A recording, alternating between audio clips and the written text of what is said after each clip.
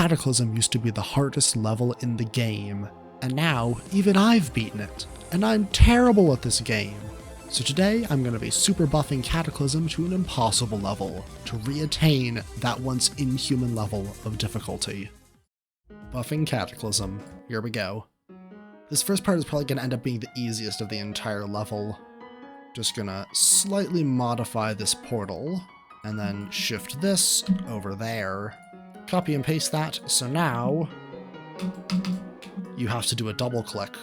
And since this isn't hard enough, I'm gonna shift these ground spikes over a bit and force you to jump on the edge of this spike.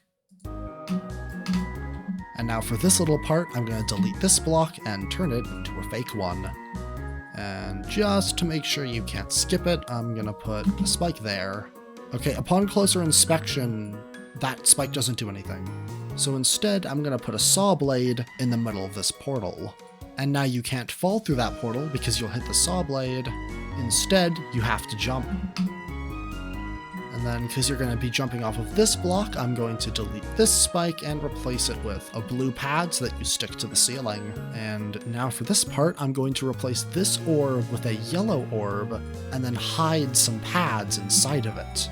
If I just move it up so that the hitbox of the pads just intersects the hitbox trail, then if I buffer this, I will hit the pads and get yeeted into the spikes, which does mean that I can force this jump right here. And now if I just shift a few of these things around, then I can force you to click late on that blue orb so you'll actually be able to go far enough to hit the pink orb. And also, just to make sure there are no skips, I'll put a spike there. So for this part, I'm going to delete the yellow pad, replace it with a pink pad, steal a bit of deco from this orb, and add a yellow orb here. But since you can't get enough height off of this alone, I'm going to have to copy and paste it on itself. And for this one, I'm going to copy and paste the pink orb on itself, and then put a spike on that block. And that concludes the buffing for this first part. Now it's time to make this actually an impossible level. So the first thing I'm going to do is select all of these spike pillars and get rid of them. Now with a clean slate to work with, I'm going to start off by making this wave mini. Now this wave is feeling very Cataclysm-y. I might add just a few size changes to spice it up though. I think this looks pretty good, but it would work better if these were all invisible. And now, after adding a few decorative chains, I can move on to this part. This is going to be just as simple as moving a few of these in.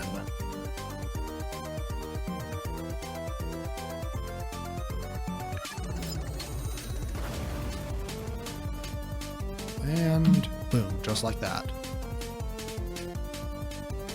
So that's the spammy part done. And now this last part. Can't forget the spikes. You know, this is a pretty nice gap you got there. And I may copy just a few of the spike pillars from this part.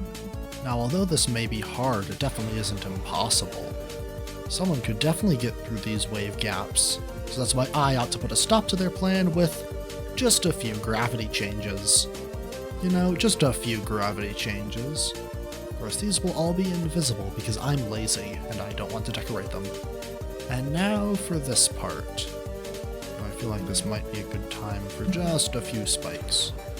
And now, right before I get into the drop, I'm just gonna switch this pink orb with a blue orb for no reason in particular. So this part I think is gonna be pretty easy to buff. In fact, if I'm just to swipe over this area, I already have. This is about 100 dual switches in this area alone, and it makes controlling through this part way more difficult. And also, since it looks like there are 2 extra blocks above the border, I might as well just select this all and move it down a bit. Now, although that looks pretty tight, I'm not actually sure if it's possible. It was. After this we have a wave part, which shouldn't be too difficult to build.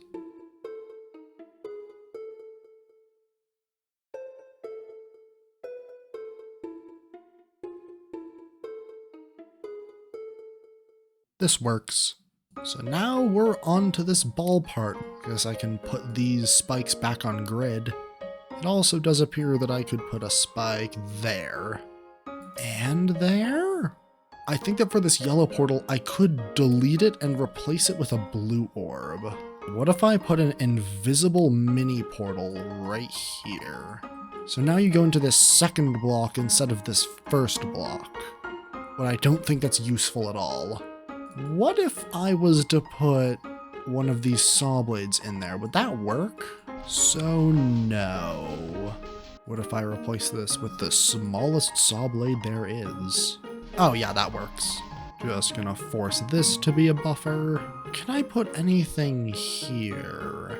Okay, I might be able to put some spikes here, maybe?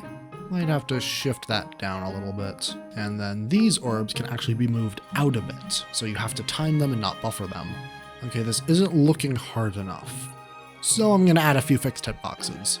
Add just a few spikes in there. That works a bit better. Now I would put this back on grid, but I don't want to spend time extending these chains. They already look weird enough as is. So I'll just add a couple of these things. Okay, now this part is probably done. Oh no, this part's gonna be weird. I guess I can just replace all these portals with orbs. And then just like take all these things and push them in a bit. And then I did that, which was really boring, so I'm gonna skip it. First thing to do is to make all of these normal spikes. And also get this thing on grid. So now I'm just gonna take this and move it down 4 spaces. And take this one and move it up 4 spaces. So now here we have some fairly standard ILL straight fly. For this one, I can move it in 1, 2, 3, 4, 5, 6, 7. And now I just have to make this transition even worse. That's a bit better. For this, I can just add some extra spikes everywhere, and then move this last structure down a bit. And now, because there might be a few bugs in this part, I'm going to remove this. Add an unnecessary blue orb double click. This part can begin very simply by just adding another spike here, and also deleting this block, so you actually have to click the orb and not just buffer this. Now I can of course just move this spike up a bit. And then for this fake wall, I can replace it with a real one. And as for this orb corridor, I'll like move this down a block, I guess. I can then move these 2 invisible blocks up to make this micro-click even more micro. If you hit this orb late, it's possible to jump on this block and avoid the spike. And now I might just turn this into a little bit of orb spam, and then copy and paste this orb so it turns into a double click. And I think if you click this orb late enough, you can just skip jumping off of this block, so I can put a spike there. And then a few more invisible objects. They don't really affect the difficulty since it's still just a buffer, but it looks cooler nonetheless. And this is the point that I have pretty much run out of ideas.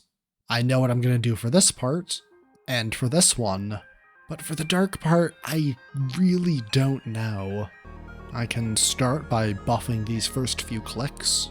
If I switch this to a yellow orb, then I might be able to... Then yeah, I can stick to the ceiling.